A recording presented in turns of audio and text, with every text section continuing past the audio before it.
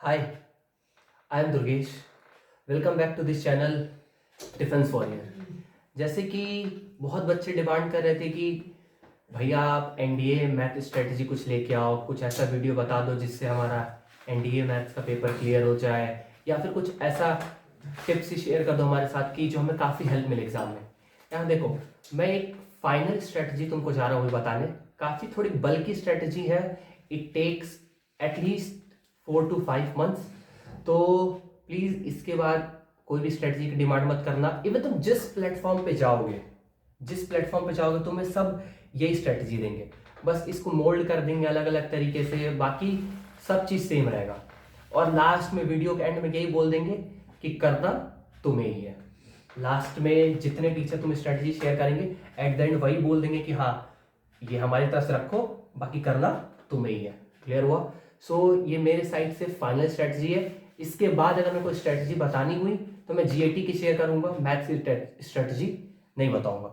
सो अगर तुम इसको फॉलो करना चाहते हो प्रॉपर तरीके से तो ही इस वीडियो को आगे कंटिन्यू करना, नहीं तो बाकी वन शॉट वाले फास्ट ट्रैक वाले वो साइड ही रहना इस वीडियो से। चलो शुरू करते हैं। देखो मैं कुछ लिख के लाया हूं क्योंकि मैं कुछ चीजें मिस ना कर जाऊं, इसलिए।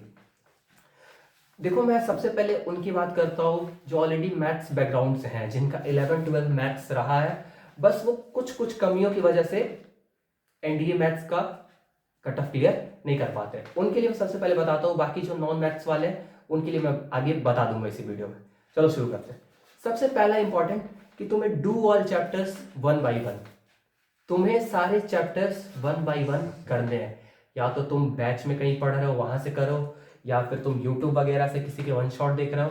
तुम्हें 1 by 1 सारे चैप्टर करने हैं, not skip a single chapter. तुम्हें सारे चैप्टर करने हैं। क्लियर हुआ? दूसरा point, make all the notes of the chapter. तुमने जितने चैप्टर पढ़े उन सब के नोट्स तुम्हारे पास होने चाहिए। क्लियर? फिर उसके बाद तुम्हें फॉर्मूला शीट बनानी है, सेपरेट फॉर्मूला शीट तुम्हारे पास होनी चाहिए कि आगे तुम अगर रिवीजन करने जाओ, क्योंकि बहुत सारे ऐसे क्वेश्चन तो जो डायरेक्ट फॉर्मूला बेस्ड होते हैं, तुमने अगर नोट का कंपाइलेशन कर लिया होगा उसमें तुम कहाँ उस फॉर्मूला में ढूंढने जाओगे। इसलिए ट्राई करना कि तुम अलग फॉर्मूला नोट्स बनाओ, उससे तुमको पढ़ने में हेल्प मिलेगी। उसके बाद do practice chapter wise, not topic wise. Topic wise बहुत ज्यादा लेंथी हो जाएगा। चैप्टर वाइज तुमने एक चैप्टर पढ़ा, लाइक तुमने सेट रिलेशन फंक्शन कंप्लीट किया, उसके तुम कंप्लीट क्वेश्चन लगाओगे। ये नहीं कि तुम पार्टिकुलर किसी दिन सेट के लगा रहे हो फिर उसके बाद उसके अंदर जो टाइप्स ऑफ सेट है उन पे क्वेश्चन लगा रहे हो। नहीं, तुमने एक चैप्टर पढ़ा फिर उसके बाद तुम उसके पूरे क्वेश्चंस लगा दिए। क्लियर हुआ? फिर उसके बाद तुम्हें पीवाईक्यूज करने हैं एटलीस्ट 10 years के। ये मैंडेटरी है क्योंकि तुमने जब चैप्टर पढ़ लिया है उस चैप्टर के तुम्हें 10 years के पीवाईक्यू कर लेना है। और बाकी तुम जिस क्लास में पढ़ रहे होगे, जिस बैच में पढ़ रहे होगे, वहां तुम्हें डीपीपी मिल रही होगी तो वहां से कर लेना। अगर नहीं मिल रही है या फिर तुम यूट्यूब वाले हो तो मैं तुम्हें लास्ट में एक ऐप का नाम बताऊंगा जिसमें तुम पार्टिकुलर चैप्टर वाइज उसमें सारी चीजें सीक्वेंस में दी है, सो तुम वहां से उसको कंप्लीट कर सकते हो। फिर उसके बाद लास्ट इंपॉर्टेंट पॉइंट कि नेवर स्किप चैप्टर। क्योंकि तुम्हें नहीं पता जिस चैप्टर को तुम छोड़ के जा रहे हो, क्या पता उसके इजी सवाल ही आ जाए, उसके हार्ड सवाल ना आए, मॉडरेट सवाल आ जाए, लेकिन तुमने तो स्किप कर दिया ना, तुम्हारे तो गए मार्क्स। इसलिए तुम्हें एक भी चैप्टर स्किप नहीं करना है। तुम टच करके निकल जाओ उस चैप्टर को, बेसिक चीजें पढ़ लो, लेकिन उस चैप्टर को स्किप मत करना। क्लियर? ओके। अब मैं बताता हूं तुम्हें प्रैक्टिस सोर्सेस कि तुम्हें प्रैक्टिस करनी कहां से। सबसे पहले तुम्हें जो डीपीपी मिल रही थी तुम्हारे ऐप में, वहां से तुम जिस बैच को परचेज किया था वहां से तुम डीपीपीस करोगे सारे पार्टिकुलर चैप्टर वाइज। फिर उसके बाद तुम दिशा या फिर अरिहंत की 10 years की बुक लेके आओ, ऑनलाइन मिलती है, वहां से उसको परचेज करो, या फिर बहुत सारे पीडीएफ भी होते हैं, जनरली टेलीग्राम वगैरह पीडीएफ मिल जाते हैं, पायरेटेड पीडीएफ होता है, तुम वहां से उनको उठा लो और 10 years के जो चैप्टर तुमने कंप्लीट किया उसको करते जाओ। फिर इसके बाद पाथ फाइंडर तुम्हारे लिए ऑप्शनल है।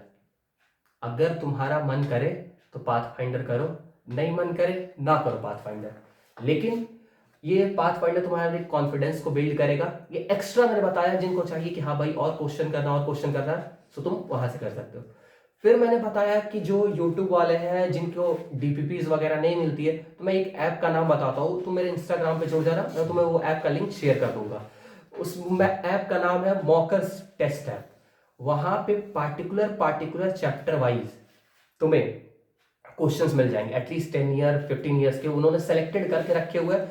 तुम जब ऐप लॉगिन करोगे, फिर डिफेंस सेक्शन में जाओगे, NDA सेलेक्ट करोगे, तो तुम्हें वहां पे पार्टिकुलर चैप्टर वाइज तुम्हें सारे क्वेश्चंस मिल जाएंगे। सो तुम वहां से कर सकते हो। फिर से मैं उस ऐप का नाम बताता हूँ, मॉकर्स ऐप। सो तुम वहां जाके एक बार विजिट कर सकते हो, या फिर मुझे इंस्टाग्राम पे टेक्स्ट कर देना, मैं तुम्हें ऐप की लिंक शेयर कर दूंगा। क्लियर? फिर उसके बाद मैं जो इन कुछ इंपॉर्टेंट चैप्टर बता रहा हूँ उनको ध्यान से सुन लेना, तुम्हें कौन कौन से चैप्टर करके जाने हैं। क्लियर? पहले मैं सारे चैप्टर बताता हूँ, फिर उसके बाद कुछ इंपॉर्टेंट हाईलाइटेड तुम्हें चैप्टर बताऊंगा। ओके, सुनो। पहले सबसे पहला सेट एंड रिलेशन। दूसरा फंक्शन एंड ग्राफ्स। फंक्शन और ग्राफ को एक साथ लेके चलना है, क्योंकि फंक्शन से रिलेटेड है पूरा ग्राफ, उसको अलग मत लेके चलना। फिर उसके बाद logarithm, permutation combination, trigonometry, complex number, sequence series, probability and binomial theorem, matrices and determinants, 2D and 3D, differentiation and integration, vectors, statics, height and distance, differential equation, circle and sphere and quadratic equation. तुम्हें इतने सारे chapter करने हैं जो कि NDA में generally इनसे सवाल पूछे जाते हैं। सो तुम्हें इन सारे चैप्टर्स को करना। क्लियर हुआ? अब मैं इनमें कुछ हाईलाइटेड और इंपॉर्टेंट चैप्टर तुमको बताता हूं।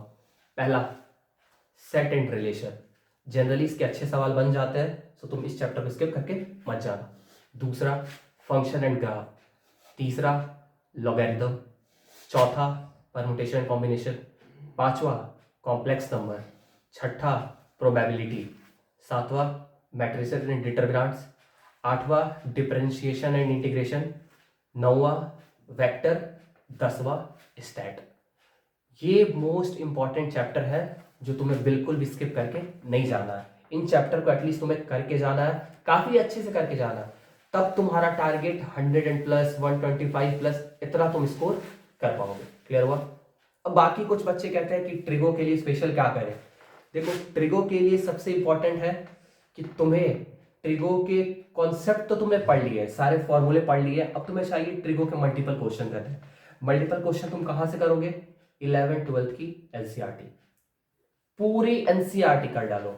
11th-12th एटलीस्ट 1000 क्वेश्चन तुम्हें करने हैं फॉर ट्रिगोनोमेट्री के लिए, तब जाके तुम्हारा कॉन्फिडेंस डेवलप होगा, तब तुम एग्जाम के सवालों को टच करने के लिए लायक हो पाओगे।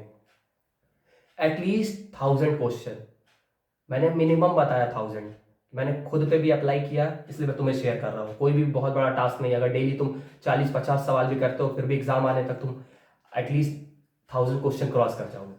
क्लियर? उसके बाद मैं तुम्हें एक और इंपॉर्टेंट चीज शेयर करता हूँ, ग्राफ्स के बारे में। तुम्हें ग्राफ्स, कौन कौन से ग्राफ्स आने चाहिए? ट्रिगो के सारे ग्राफ आने चाहिए। उसके बाद क्वाड्रेटिक इक्वेशन के ग्राफ आने चाहिए। वेवी कर्व मेथड तुम्हें आना चाहिए, जो कि बहुत इंपॉर्टेंट होता है क्वाड्रेटिक वगैरह को सॉल्व करने के लिए, या फिर ग्राफ्स को सॉल्व करने के लिए। फिर सर्कल एंड स्फीयर्स, इनके ग्राफ्स तुम्हें आने चाहिए। क्लियर हुआ? फिर एट द एंड रिवीजन तुम्हें करना है, मल्टीपल टाइम्स तुम्हें रिवीजन करना है, जितनी बार टाइम मिले उतनी बार रिवीजन करना है। अब रिवीजन कैसे करना है? जैसे कुछ बच्चे पढ़ लिए, उसके बाद भूल जाते हैं कि भैया नहीं याद हुआ, पुराने चैप्टर तो पढ़ रखे हैं, उनके इतने सारे सवाल भी कर लिए हैं, फिर भी वो चैप्टर दिमाग में नहीं रहता। तो देखो, तुमने पूरी DPP उसकी लगाई है, 200 सवाल, 100-200 सवाल तुमने किए हैं, PYQs भी लगा लिए, एटलीस्ट 100-200 PYQs तुमने उसके चैप्टर कर लिए। अब मेन मुद्दा ये है कि तुम उस चैप्टर को जब रिवीजन करने बैठोगे तो तुम केवल 10 से 20 क्वेश्चन लगाओगे सेलेक्टेड। तुम किसी जगह पर चले जाओ, या फिर मॉक टेस्ट तुमने उठा लिया, उसमें से पार्टिकुलर चैप्टर क्वेश्चन उठाओ चैप्टर के, और तुम उनके 10-20 सवाल करो। इससे तुम्हें वो चैप्टर हमेशा हैंड टू हैंड प्रैक्टिस में रहेगा, और तुम्हारे दिमाग में रहेगा वो चैप्टर के आगे इसको फर्दर करना कैसे। क्लियर हुआ? तो तुम्हें रिवीजन कुछ इस टाइप से करना है, जैसे एवरी संडे तुमने रिवीजन करना स्टार्ट किया, so you have to pick at least 10 to 20 question and then start solving particular chapter wise, क्योंकि तुमने एक बंडल कर रखा है पहले ही।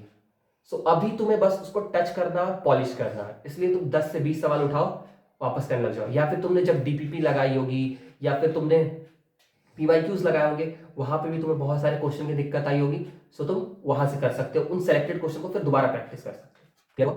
एंड देखो, कोई भी तुम्हें जनरली कोई ऐसा टॉनिक या फिर कोई ऐसा पोर्शन नहीं है जो तुम्हें एक बार में पिला दिया जाए जो तुम्हें आ जाएगा। यार देखो, मैंने भी बहुत ज्यादा घिसा है मैथ्स के लिए, स्पेशली मैथ्स के लिए, एनडीए मैथ्स के लिए मैंने बहुत ज्यादा घिसा है, क्योंकि सारे टीचर्स यही बोलेंगे कि हाँ प्रैक्टिस प्रैक्टिस प्रैक्टिस, लेकिन मैंने तुम्हें बताया एक्चुअली में प्रैक्टिस करनी कैसे है, कहाँ कहाँ से करनी है, बाकी घिसना तुम्हें ही है। Wait, let me show you something. देखो, ये मेरे एनडीए के नोट्स हैं, एनडीए के पूरे नोट्स हैं। जब मैं पढ़ता था तो लाइक इतनी मोटी केवल नोट्स की कॉपी है मेरी, इतनी मोटी मेरी नोट्स की कॉपी थी। रेस्ट मैंने बुक भी सारे एनडीए के भी बुक रखे हैं। This is for NDA, this is maths for NDA, and path finder भी मैंने रखा ही है। और ये नहीं है कि मैं तुमसे यहाँ पे झूठ बोल रहा हूँ या फिर बहुत बड़ी बड़ी बातें कर दे रहा हूँ कि ये देखो, ये फिजिबल अप्रोच है जो मैंने किया था, तब मेरा पेपर जाके निकला। ऐसे ही हवेबाजी में मैं कोई बात नहीं कर रहा हूँ, ये सब मैंने कर रखा है, तब मैं तुमसे ये चीज़ें शेयर कर रहा हूँ, ना कि मैं तुमसे कुछ ऐसा कह दे रहा हूँ कि तुम जाओ जेई के मॉड्यूल लगा लो, ये मॉड्यूल लगा लो, वो लगा लो। अरे यार, उससे कुछ नहीं होगा, तुम्हारा जो एग्जाम ओरिएंटेड है वो पढ़ो ना सबसे ज़्यादा। और अब मैं ये बोल रहा था, तुम लोग क्यों मल्टीपल टाइम्स फेल होते हो यार? इतनी सारी चीज़ें मैंने बताई, तुम्हें लगता है कि ये तुम लास्ट के जब तुम्हें एक मंथ में जाग आती है उस टाइम पे तुम उठते हो कि हाँ भाई, अब कर देना है, अब एनडीए जाना है, ये करना वो करना, तुम्हारे नारेबाजी शुरू हो जाती है, तो क्या उससे लगता है तुम्हारा पेपर हो जाएगा? बिल्कुल भी नहीं होगा। तुम ये अटेम्प्ट भी बर्बाद कर रहे हो अपना। क्लियर हुआ? इसलिए तुम्हें एटलीस्ट 4 to 5 मंथ्स का टाइम देना पड़ेगा इतनी सारी चीज़ों पे, तब तुम जाके किसी अच्छे लेवल पे पहुंच जाओगे, एनडीए मैथ्स का पेपर सॉल्व करने के लायक बन जाओगे। नहीं तो बस यही होगा, कभी इस बैच में जाओगे, कभी उस बैच में जाओगे, कभी ये स्ट्रेटजी यहाँ देखोगे, कभी वहाँ स्ट्रेटजी देखोगे।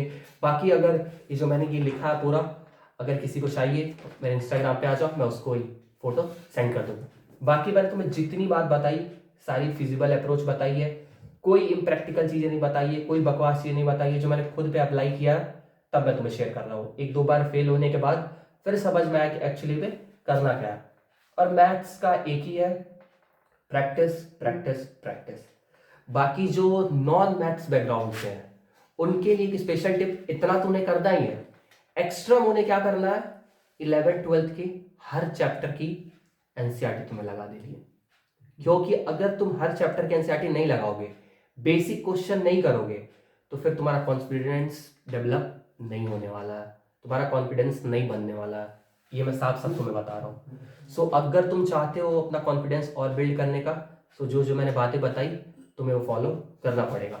और फिर एट द एंड फिर मैं यही बोलूँगा, करना तुम्हें ही है और कोई नहीं आएगा करने, तुम्हें ही करना है। या तो उसमें पार्टिसिपेट करो, कंपटीशन में जंप कर गए हो तो मेहनत करो दिन रात, बाकी अगर नहीं करना है तो फिर next attempt, next batch, next strategy के लिए वेट करते रहना किसी ना किसी की।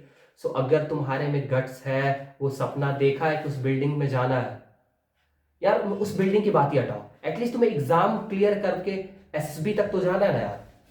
अगर इतना भी सोचते हो कि मुझे एग्जाम क्लियर करके एसएसबी तक जाना है तो तुम राइट ट्रैक पे हो।